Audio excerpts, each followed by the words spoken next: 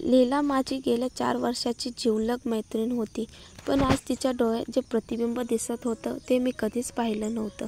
ती तिच्या जुन्या चष्म्याच्या काचामधून थेट माझ्या आत्म्यापर्यंत पाहत होती.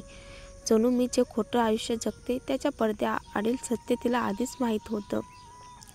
आणि तेव्हाच सत्य मला विजेच्या झटक्यासारखं जाणवलं. तिला सगळं माहीत आहे. आपण एकमेकींच्या आयुष्यात 4 वर्षे सोबत घालवली श्रेया, लीला म्हणाली, माझे विचार ऐकू आल्यासारखे. त्या 4 वर्षात तुझं वागणं बदलताना मी पाहिले. एकदा तू लग्नाची अंगठी घातली होतीस आणि ती लपवत असल्याचं मला दिसलं. आणि अर्जुन, त्याचा तुझ्याकडे पाहण्याचा जो खास नजरिया आहे तोही मी पाहिलाय. माझ्या छातीत धडधड वाढली. मी तिला नजरेला नजर देत कसंबसं चेहरा नॉर्मल ठेवला. तू चुकीच्या भ्रमात आहेस लीला. माझं आणि अर्जुनचं काहीही नाही.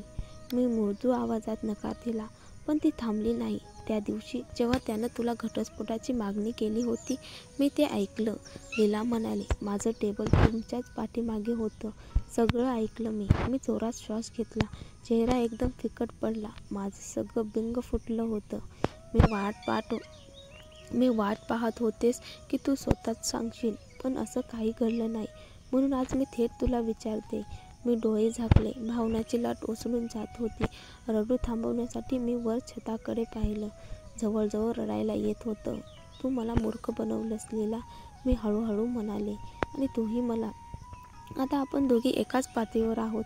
तिच्या या उत्तरावर दोघेही अनाहूत हसलो. मग हळूहळू हास्य गेला आणि तणाव पुन्हा पसरला. तू नोकरी का सोडतेस श्रेया? कारण अर्जुन, तिनं विचारलं. पण प्रश्नापेक्षा तो जणू एक निष्कर्षच होता. उत्तर तुला खरंच हवं आहे? मी शांतपणे परत विचारलं. नाही, तुझा चेहरा पुरेसा सांगतोय. मी एक दीर्घ सुस्कारा सोडला. तिला खरंच सगळं समजतंय.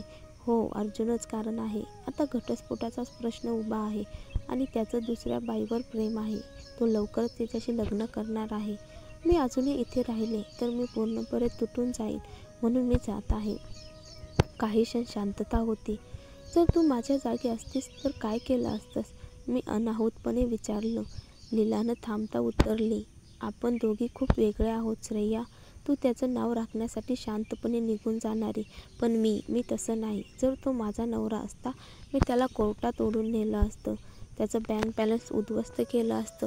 जोपर्यंत तो संपत नाही मी शांत बसले नसते. ती खूपच भावनांमध्ये गुरफटली होती. जणू तीच हे सगळं अनुभवून आलीय.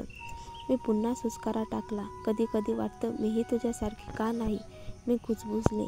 तेवढ्यात दरवाजावर टकटक झाली. एक सहकारी आत आले. रेस्टॉरंट उघडायला वेळ झालीय, पटकन यायला पाहिजे, असं सांगून ती निघून गेली. लीला माझ्या खांद्यावर हात ठेवत म्हणाली, तू जे योग्य समजतेस ते कर. मी कायम तुझ्या पाठीशी आहे. मी डोळे पुसले. तिचं आश्वासन मला हवंच होतं. धन्यवाद लीला, हेच ऐकायचं होतं. चल ना मग. पाहुणे यायला सुरुवात झाली. तिने माझा हात धरला आणि आम्ही दोघी दरवाजाकडे निघालो. सकाळचे नेमके 10 वाजले आणि हॉटेलमधल्या भव्य काचांनी बनवलेल्या दारांनी आपोआप उघडण्याचा आवाज केला. सर्व कर्मचारी जागच्या जागी उभे राहिले. सगळ्यांच्या चेहऱ्यावर शिस्तीचं आणि आदराचं भाव होतं. मी दाराजवळ उभी होते. पहिला पाहुणा एक जोडपं होतं. एक सुंदर तरुणी रेशमी साडीमध्ये आणि तिचा नवरा उच्च प्रतीच्या टक्सिडोमध्ये. मी सौम्य हसत म्हटलं, शुभ सकाळ सर मॅडम. ते दोघेही थांबले. सामान्यतः श्रीमंत लोक वेटर्सकडे पाहणं टाळतात, पण या जोडप्याने उलट स्मित केलं आणि आपुलकीने शुभेच्छा परत दिल्या. हे खरंच दुर्मिळ आहे, मी मनात म्हटलं. असे पाहुणे म्हणजे हिऱ्यासारखे किमती आणि क्वचितच दिसणारे. कृपया सांगा, आपल्या नावाने आरक्षण आहे का? मी शिष्टपणे विचारलं. होय आहे, तरुणीने उत्तर दिलं. तिच्या अंबर रंगाच्या डोळ्यांनी माझ्याकडे बारकाईने पाहत ती इतक्या वेळा माझ्याकडे का बघते? मी नकळत माझा चेहरा हाताने स्पर्श करून पाहिला. चेहऱ्यावर काही आहे का? कपूर, तिच्या नवऱ्याने उत्तर दिलं. मी लगेच नाव तपासलं. मिस्टर आणि मिसेस कपूर, कृपया माझ्या मागे या. मी त्यांना त्या काचेच्या खिडकीशेजारी असलेल्या टेबलकडे नेलं, जिथून सुंदर गुलाबाच्या बागेचं दृश्य दिसत होतं. त्यांनी एकमेकांशी प्रेमळ नजरेने पाहिलं आणि मी थोडीशी चकवले गेले. माझं लग्न कोलमडलं होतं आणि असं सुंदर नातं पाहणं फारसं सुखद नव्हतं. मी ऑर्डर घेतली. पलटताच बाई म्हणाली, ती चित्रातल्या स्त्रीसारखी दिसते, तीच आहे का? मी ऐकलं. त्यांच्या बोलण्याचा अर्थ लागत नव्हता, पण मी तो विचार बाजूला ठेवत काउंटरकडे वळाले.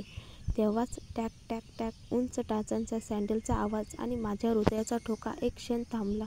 ती समोर उभी होती, प्रिया, पॅरिसची सुपर मॉडेल, अर्जुनच्या प्रेमात अडकवणारी. तिचे लालसर कुरळे केस खांद्यावर सैलसोट पडले होते. तिच्या चेहऱ्याला एक मोहक तेज देत तिचे धुळकट डोळे एक प्रकारचं रहस्य घेऊन माझ्याकडे स्थिर नजर टाकून बघत होते. ती एक कलाकृती वाटत होती. तिचं रेशमी गाऊन तिच्या शरीरावर घट्ट बसलेलं होतं आणि ती चालत असताना तिचा प्रत्येक पाऊल जणू आत्मविश्वासाचं प्रतीक होता. ती थांबली. तिची नजर माझ्यावर खिळली. हलक्या हसऱ्या ओठांनी ती कुजबुजली, "तुमच्याशी भेटून आनंद झाला मिसेस अर्जुन." माझं रक्त गोठलं की आता तुम्हाला मी श्रेया म्हणू, ती म्हणाली आणि माझ्या बाजूने सहज चालत गेली. माझे मूड आवळले गेले, पण मी स्वतःला आवरलं. श्वास घेत मी मन शांत केलं. मी तिला गाठलं. "मॅडम, आपल्याकडे आरक्षण आहे का?" मी सर्वसामान्य पाहुण्यासारखाच प्रश्न विचारला. "नाही, पण मी कोणाची तरी वाट पाहते," ती म्हणाली नजर न टाकता. ती अनपेक्षित VIP पाहुण्यांसाठी राखीव असलेल्या टेबलवर बसली. तिचं गाऊन थोडंसं वर सरकलं आणि तिच्या सुंदर पायांची झलक दिसली.